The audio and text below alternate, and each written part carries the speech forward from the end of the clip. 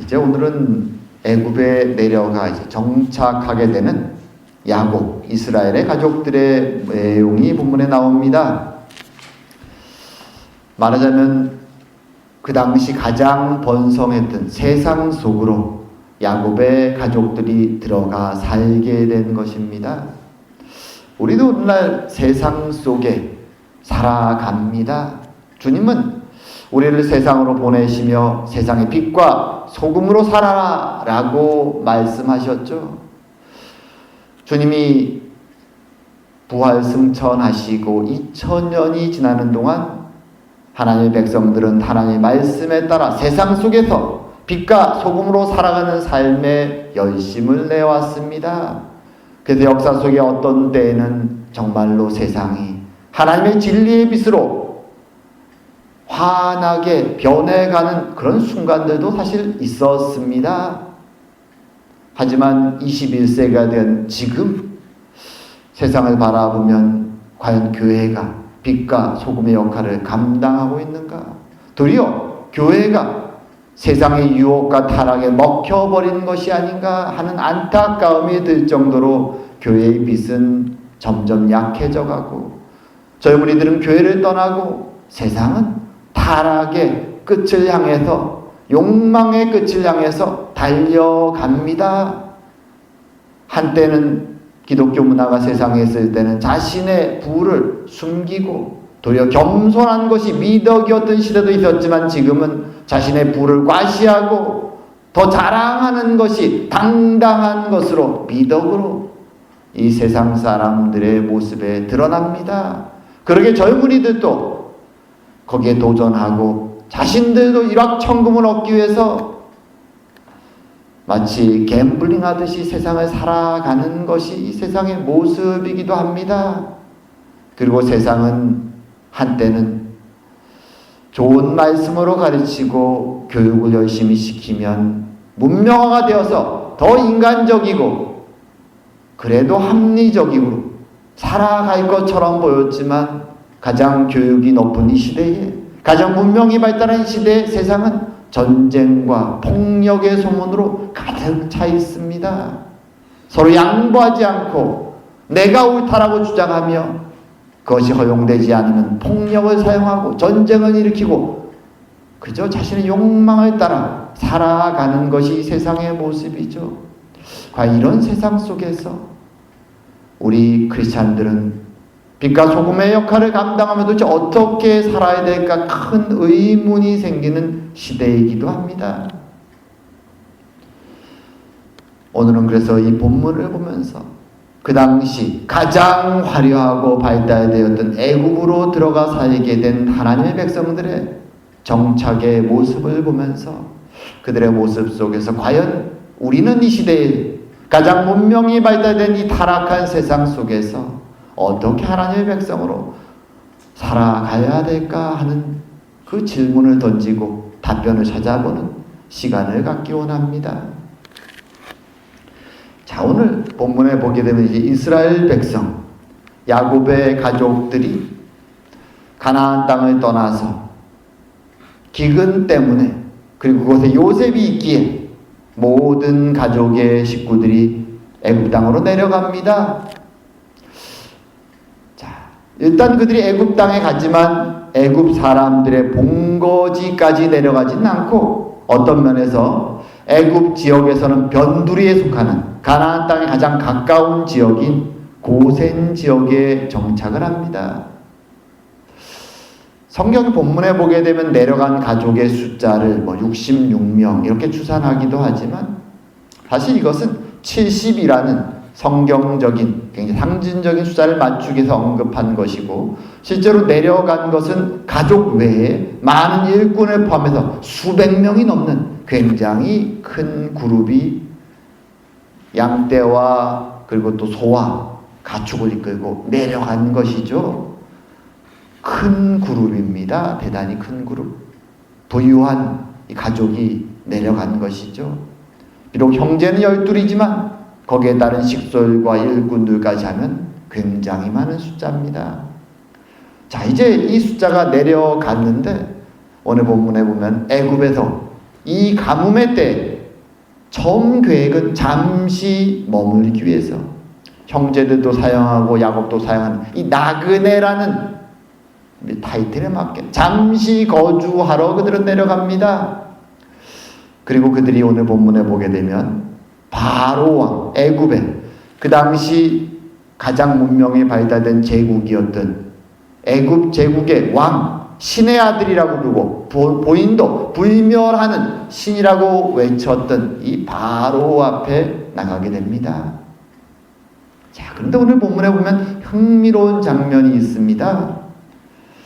이제 고센 땅에 1차 정착을 해서 요셉의 인도하에 이제 바로 왕을 만나기 위해서 지도에 보게 되면 제일 밑에 하단에 나일강이라고 표시된 지역이 바로 고대 애굽 왕궁의 수도와 그 도시들이 있는 지역입니다. 이제 그곳으로 형제들을 데리고 가는 것이죠. 근데 가기 전에 요셉이 주의사항을 설명합니다. 요셉이 설명하는 주의사항에서 가장 핵심적인 것이 뭔가? 그것은 가족의 직업을 설명하는 것입니다. 요셉은 아주 주의 깊게 이 부분을 강조해서 반복해서 말합니다. 뭔 내용인가 하면 우리들의 직업이 목자라는 것을 조상 대대로 그리고 앞으로도 우리는 계속 양치는 목자임을, 그리고 심지어 그 일을 여기서도 계속 하기 위해서 우리의 모든 소유와 양떼들을 가축들을 데리고 왔음을 강조해서 설명해야 됩니다 라고 말하죠. 그리고 그렇게 강조해서 목자임을 설명해야 되는 이유에 대해서 마지막 34절에 이렇게 얘기하죠. 애굽 사람은 다 목축을 가증히 여기나니 당신들이 고센 땅에 살게 되리이다. 애굽 사람들이 목축하는 사람들이 싫어하기 때문에 이렇게 목축을 계속 강조하면 우리는 고센 땅에 지금 우리가 잠시 머물게 된 애굽의 가장 변두리에 있는 이 땅에서 살게 될 수 있을 것입니다 라고 얘기하는 것이죠. 그것이 목적입니다. 애굽의 변두리에 있는 고센 땅에 정착해 사는 것을 목적으로 요셉은 형제들에게 이것을 계속 반복해서 말하는 것이죠. 심지어 애굽 사람들이 싫어한다는 이유를 알면서도 말이죠. 왜 이렇게 얘기할까요?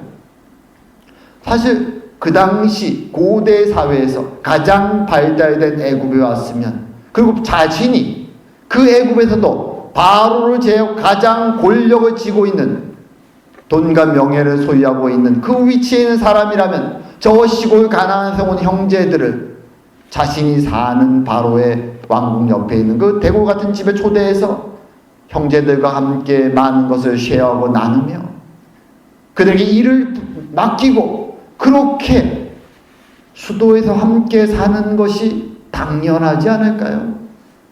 아니, 하다못해 우리가 고향에서 생각해 보십시오. 사람이 출세하기 위해서는 어디로 보냅니까? 서울로 가야죠. 저는 지금도 기억이 납니다. 고등학교 때 이 시험을 마치면은, 물론 반 이상 대부분의 친구들은 다 수도권 대학으로 진학을 합니다. 하지만 수도권으로 진학을 하지 못하고 시골에 남게 된 친구들은 내가 대관령을 넘지 못하고 강릉 시골에 남았구나라는 그런 상실감이 있을 정도로, 그것이 하나의 한국에 사는 사람들, 시골에 사는 사람들의 풍토고 문화죠. 어떻게든 성공을 위해서는 수도에 올라가야 된다, 서울에 가야 된다, 그것이 당연한 것처럼 여기지죠.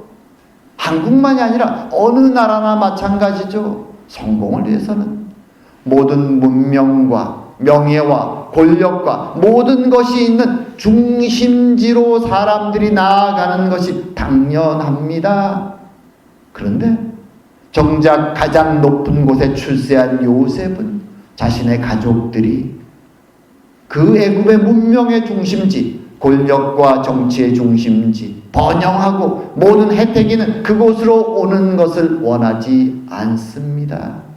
도리어 애굽의 변두리, 가나안에서 가장 가까운 고센 땅에 정착할 목적으로 일을 꾸며나가죠. 왜 그럴까요? 무슨 생각을 하는 것일까요? 그래서 자기 혼자 그 모든 걸 누리기 원하는 것일까요? 형제들이 와서 도와주면 더 좋을 것 같은데 왜 이렇게 말하는 것일까요? 여기는 몇 가지 명확한 이유가 있습니다. 먼저 왜 애굽 사람들이 목축을 싫어하는가부터 설명하는 것이 맞을 것입니다. 왜 싫어할까요?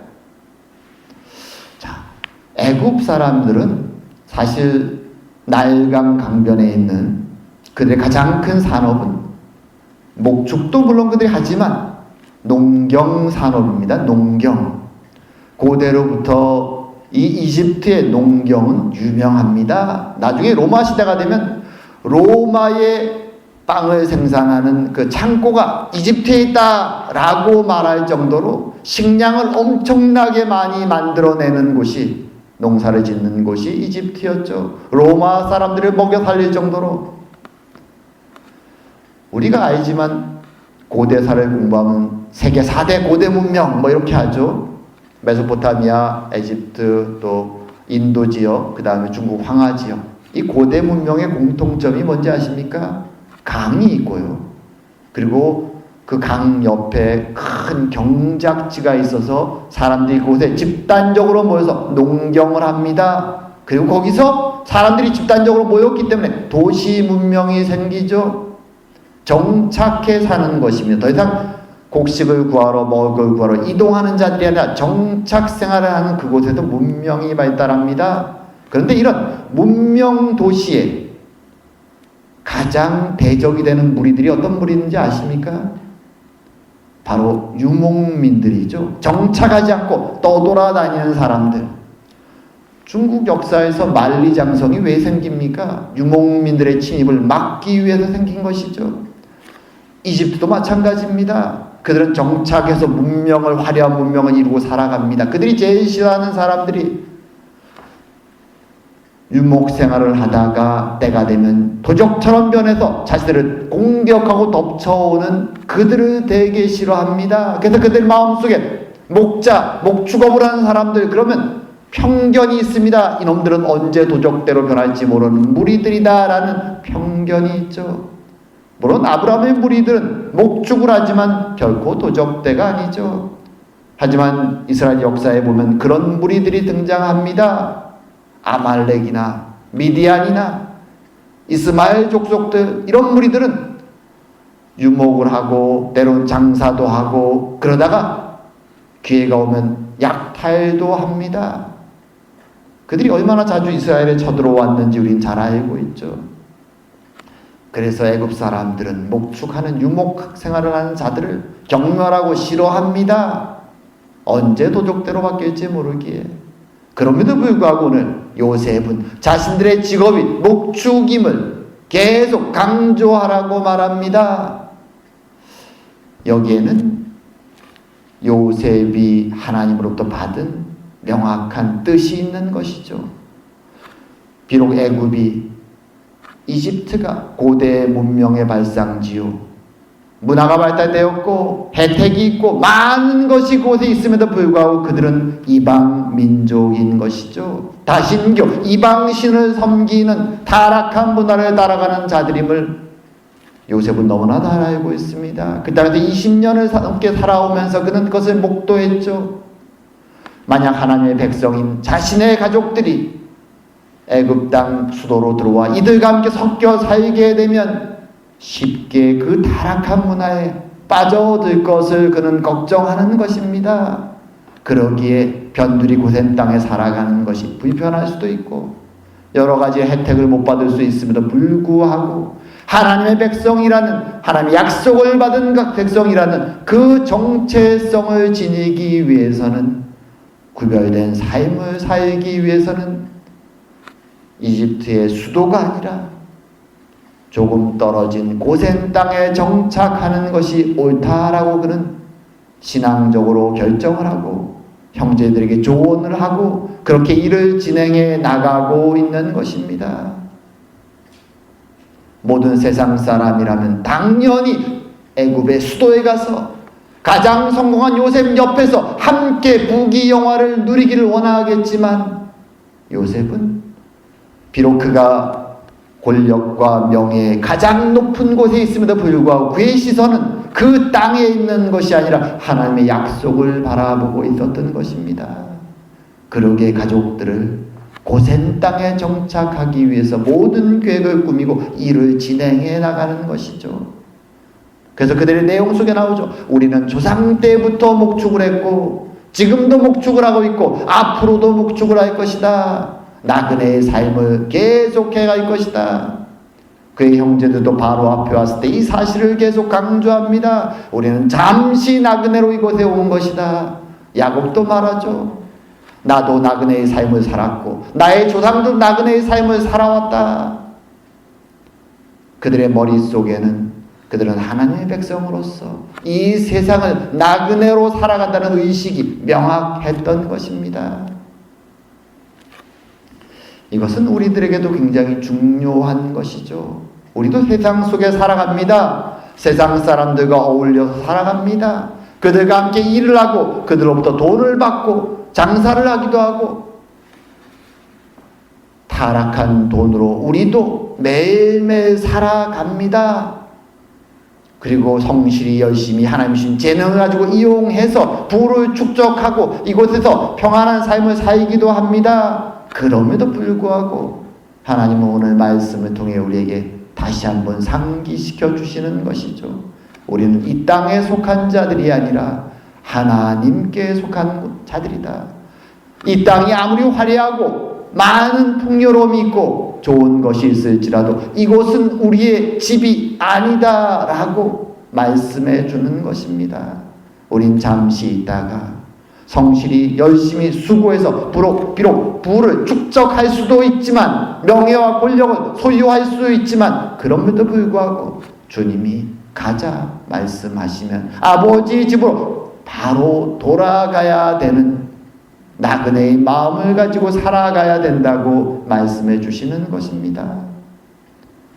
그래서 이스라엘 백성들이 고센 땅에 모여서 비록 바로가 일을 맡기면 또 세상 속으로 애굽으로 가서 그들의 양떼를 돌보기도 하고 그들과 거래도 하고 함께 살아가지만 그럼에도 불구하고 하나님의 백성들이 고센 땅에 모일 때 함께 예배하고 함께 하나님의 말씀을 나누고 함께 하나님의 약속을 다시 한번 되새기며 우리가 누구인가를 확인하는 것이죠. 우리도 동일합니다.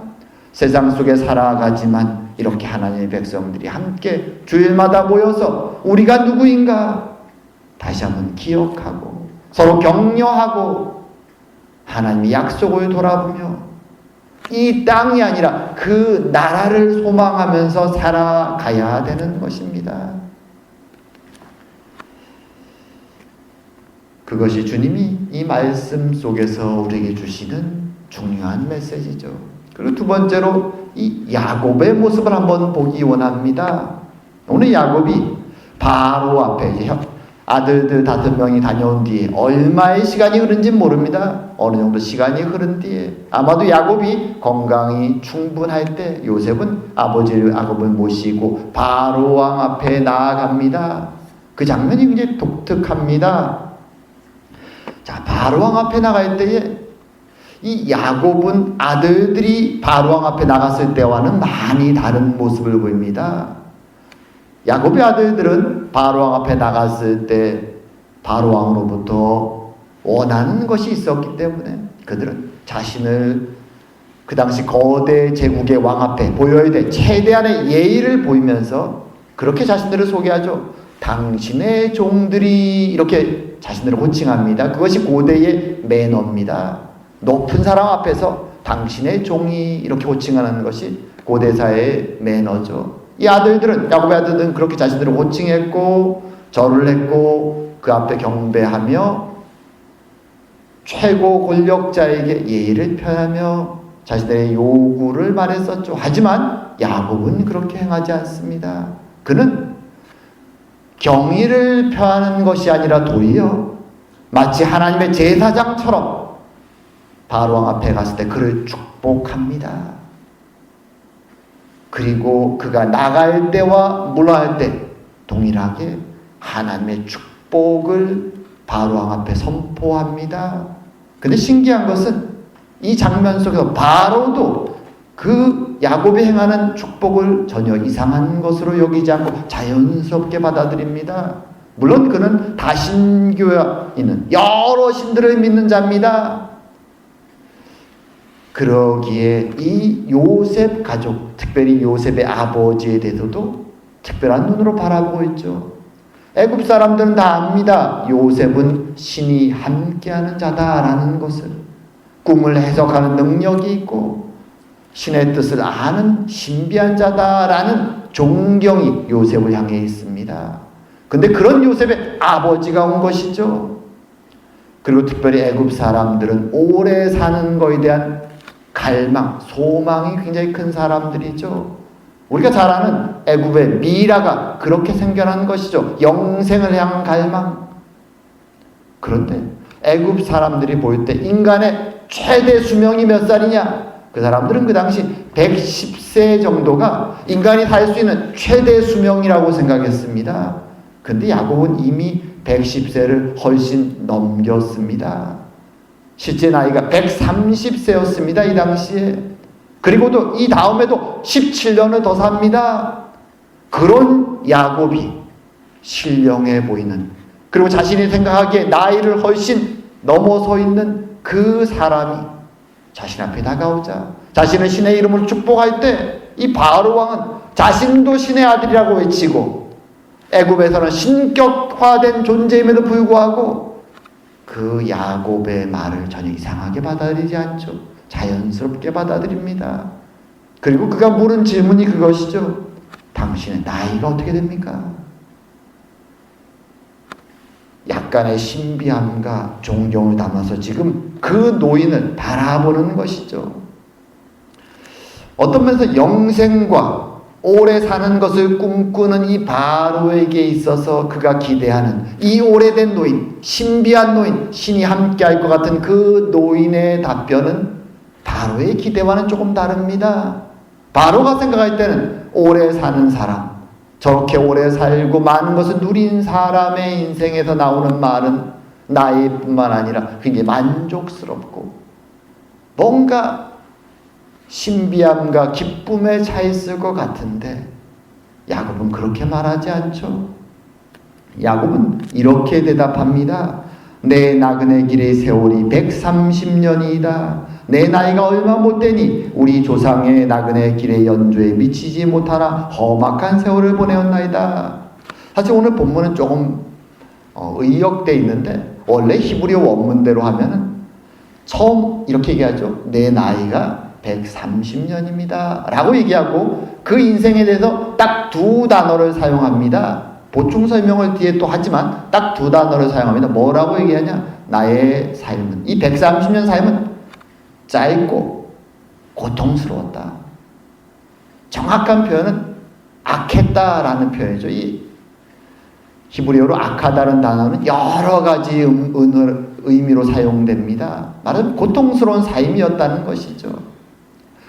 왜 자신의 130년 삶이, 애굽 사람은 누구도 살아보지 못한 그 긴 삶이 짧다라고 얘기하는가? 그것은 야곱이 친히 설명을 합니다. 왜냐하면 자신들의 조상은 훨씬 더 많이 살았기 때문에. 자신의 아버지 이삭이 180년을 살았습니다. 자기 할아버지도 175세를 살았습니다. 증조 할아버지는 200세를 넘게 살았습니다. 거기에 비하면 130년은 긴 게 아니죠. 그래서 짧다라고 얘기합니다. 하지만 동시에 그는 자신의 인생은 고통스러운 삶이었다라고 말합니다. 하나님의 시선으로 바라볼 때 야곱의 삶은 때로는 자신의 욕망 때문에, 때로는 자신 주변 사람들의 욕망 때문에 참으로 고통스러운 많은 일들이 있었습니다. 그리고 이렇게 말하는 야곱의 모습, 바로를 갈 때 축복하고 나올 때 축복하며 그리고 자신의 인생에 대해서 이렇게 담담히 말하는 야곱의 모습을 바라보면 그 당시 고대 사회의 최고 권력자 앞에서 그의 모습이 참 담담함을 알게 됩니다. 보통 많은 사람들은 이 최고의 권력자 앞에 나가면 벌벌 떨고 어쩔 줄을 모르죠. 최대한의 경배를 하고 그로부터 무엇인가를 기대합니다. 아니면 벌을 받지 않게 조심하기도 하죠. 하지만 야곱의 모습은 그런 두려움이나 조심스러움도 기대도 없습니다. 담담합니다. 왜냐하면 그는 비록 조상들보다는 짧은 삶을 살았지만 이 땅에 자신이 한때는 욕망으로 움켜쥐기 위해 살았던 이 땅에 대해서 더 이상 기대감이 없기 때문이죠. 그가 기대하는 것은 하나님의 약속이며 하나님의 나라지. 아무리 화려해도 애굽에 있어도 그 땅의 것에 대해 그는 더 이상 기대하거나 소망하지 않기 때문입니다. 그래서 그는 당당하게 또 담담함으로 그 시대 최고 권력자 앞에서 이렇게 무엇인가를 받으려고 하는 것이 아니라 도리어 자신이 가지고 있는 하나님의 축복을 선포하고 모든 사람들이 보일 때 그 긴 인생, 하지만 그것을 짧다 그리고 고통스러웠다라고 담담히 말할 수 있는 것입니다. 우리는 이 야곱의 모습을 보면서 세상 앞에서 믿음의 사람들이 어떤 마음가짐으로 서야 되는가 하는 것을 배우게 됩니다. 세상을 살아가면서 우리는 세상을 부러워할 때도 많죠. 시기와 질투할 때도 많습니다. 나도 저들처럼 많은 것을 소유하고 싶은 마음이, 경쟁과 질투의 마음이 생길 때도 많습니다. 한때는 욕망으로 나도 그것을 소유하기 위해서 열심히 노력할 때도 있습니다.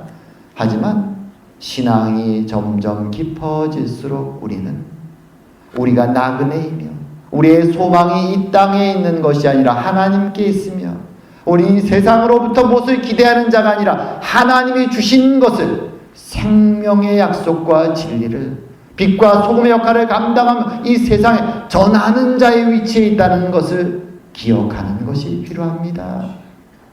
그 마음을 가질 때 우리는 세상 가장 높은 자 앞에 섰을 때도 야곱처럼 당당하게 하나님의 축복을 선포하고 자신의 인생을 고백할 수 있게 되는 것입니다.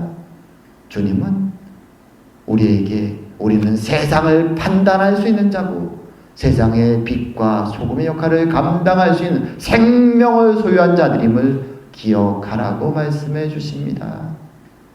이제 말씀을 정리할까 합니다. 야곱의 가족들은 고대 사회에 가장 문명과 부유함과 모든 것이 발달되어 있었던 애굽으로 갑니다. 하지만 그들은 애굽이 소유한 그 모든 것, 세상 사람 다 부러워하고 소유하기 원하는 그것을 움켜쥐기 원하는 것이 아니라 도리어 어쩔 수 없이 가뭄 때문에 그곳에 갔음에도 불구하고 여전히 하나님 백성으로 구별된 삶을 살아가는 것에 우선순위를 둡니다. 왜냐하면 그들은 땅에 속한 자들이 아니라 하늘에 속한 자들이었기 때문입니다. 그래서 그들은 고센 땅에서 언제가 될지 모르지만 우리는 알고 있죠. 그 세월이 400년까지 된다는 것을. 그 세월 속에서 자신이 누구인가를 기억하고 살아가게 되는 것입니다. 약속의 자손들로 말입니다. 그리고 야곱은 세상의 가장 권력자 바로 앞에 서서 그로부터 무엇을 받기를 기대하는 자가 아니라 그에게 가장 귀한 것을 줄 수 있는 자의 모습으로 담대하고 담담히 하나님의 축복을 선포하고 우리에게 그 모습을 보여줍니다. 우리가 누구인가를 기억하라는 것이죠. 우린 세상 앞에서 야곱의 모습처럼 하나님의 생명의 복음을 소유한 자들이며 세상의 어둠 속에 있는 자들에게 참된 빛을 줄 수 있는 자들임을, 가장 귀한 것을 소유한 자들임을 기억하며 비록 세상을 살아가는 것이 쉽지 않지만 우리와 동행하신 하나님의 손을 붙잡고 하나님이 주시는 위로 안에 위로받으며 담대하게 하루하루 주님과 함께 살아가는, 그리고 작지만 우리의 삶 속에서 때로 두렵지만 하나님의 백성으로 진리를 고백하고 빛을 비추며 살아가는 저와 여러분 되기를 주의 이름으로 축원드립니다. 기도드리겠습니다.